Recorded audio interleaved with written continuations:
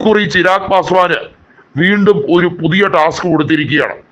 ഐക്യ ജനതാദളിനെ തകർത്തെറിയാൻ വേണ്ടിയുള്ള രഹസ്യ നീക്കങ്ങളാണ് ഇപ്പോൾ ഐക്യ ജനതാദളിനെതിരെയുള്ള NDA യോഗത്തിൽ തീരുമാനിക്കുന്നത്. അതായത് NDA എന്നത് രണ്ട് രീതിയിലാണ് യോഗം ചേരുന്നത്. ജനതാദൾ യുണൈറ്റഡ് ഇല്ലാത്ത NDAയും നിതീഷ് കുമാർ ഉള്ള NDA. നിതീഷ് കുമാറിനെ ചില കാര്യങ്ങൾ പറഞ്ഞ് തെറ്റിദ്ധരിപ്പിക്കുക എന്നുള്ളതാണ് നരേന്ദ്രമോദിയുടെയും അമിത്ഷായുടെയും ലക്ഷ്യം. അത് നടപ്പിലാക്കാൻ ഭംഗിയായി അവർ നാടകം കളിക്കുന്നുണ്ട്. ആ നാടകത്തിൽ ഒരു കോമാളിയുടെ വേഷം, ഒരു വിദൂഷകന്റെ വേഷമാണ് നിതീഷ് കുമാറിനുള്ളത്. നിതീഷ് കുമാറിന്റെ പാർട്ടി പൊളന്ന് നാലായി ചിതറിയാൽ അതിന്റെ ഉത്തരവാദി അയാൾ തന്നെയാണെന്ന് നേരത്തെ തന്നെ തേജസ്വി യാദവ് വ്യക്തമാക്കിയതാണ്. നിതീഷിന് ഇനിയും നേരം എടുത്തിട്ടില്ല. നിങ്ങളുടെ ശത്രു ആരാണ് എന്നുള്ളത് മനസ്സിലാക്കാൻ പോലും നിങ്ങൾക്ക് ഈ വയസ്സാം കാലത്ത് കഴിയുന്നില്ലല്ലോ എന്നുള്ളതാണ് തേജസ്വി യാദവ് നിതീഷ് കുമാറിന് കൊടുത്ത ഏറ്റവും വലിയ ഓർമ്മപ്പെടുത്തൽ. ഏതായാലും ലാലു പ്രസാദ് യാദവ് അല്ല നിതീഷിന്റെ എതിരാളി എന്നുള്ളത് വളരെയധികം കാലമായി നിതീഷിന് ബോധ്യപ്പെട്ടിട്ടുള്ള കാര്യമാണ്. BJPയുമായി സഖ്യം ചേരുന്നുണ്ടെങ്കിലും ഐക്യ ജനതാദളിൽ ഒരു വലിയ രീതിയിലുള്ള ആഭ്യന്തര പ്രശ്നം ഉരുത്തിരിഞ്ഞു വന്നുകൊണ്ടിരിക്കുകയാണ്. അതിനെ മുതലെടുക്കാനാണ് BJP നേതാക്കൾ ശ്രമിക്കുന്നത്. വളരെ വൈകാതെ തന്നെ ഐക്യ ജനതാദൾ MP മാർ, ലോക്സഭയിലുള്ള MP മാരിൽ പലരും BJP അംഗങ്ങളായി മാറുന്ന കാഴ്ച നിങ്ങൾക്ക് തന്നെ കാണാൻ കഴിയും എന്നാണ് തേജസ്വി വെല്ലുവിളിച്ചിരിക്കുന്നത്.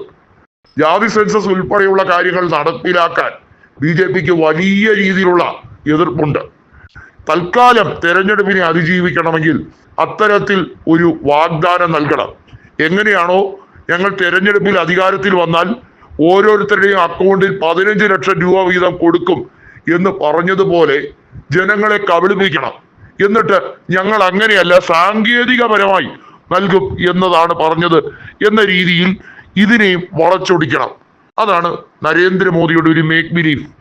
ഇത്തരത്തിൽ ഒരു മേക്ക് ബിലീഫ് നടത്തിയാണ് ആളുകളെ മുഴുവൻ കാലാകാലങ്ങളിലായി 10 കൊല്ലത്തിലധികം കാലമായി കബളിപ്പിച്ചുകൊണ്ടിരിക്കുന്നത് എന്നുള്ളത് ശക്തമായി തുറന്നടിക്കുകയാണ് തേജസ്വി യാദവ്.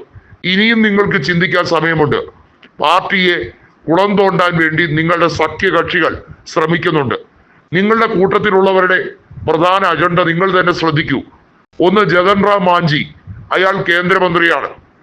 ഒരിക്കൽ നിതീഷ് കുമാർ ജഗൻ റാം മാഞ്ചിയെ ബീഹാർ മുഖ്യമന്ത്രിയാക്കിയത് നരേന്ദ്രമോദിയുമായുള്ള അഭിപ്രായ വ്യത്യാസത്തിന്റെ പേരിൽ പ്രത്യേകമായി ലോക്സഭാ തെരഞ്ഞെടുപ്പിൽ മത്സരിച്ച് JDU തോറ്റ് തുന്നം പാടിയപ്പോഴാണ് മുഖ്യമന്ത്രി പദവി രാജിവെച്ച് ജഗൻ റാമിന് വഴിയൊരുക്കി കൊടുത്തത്.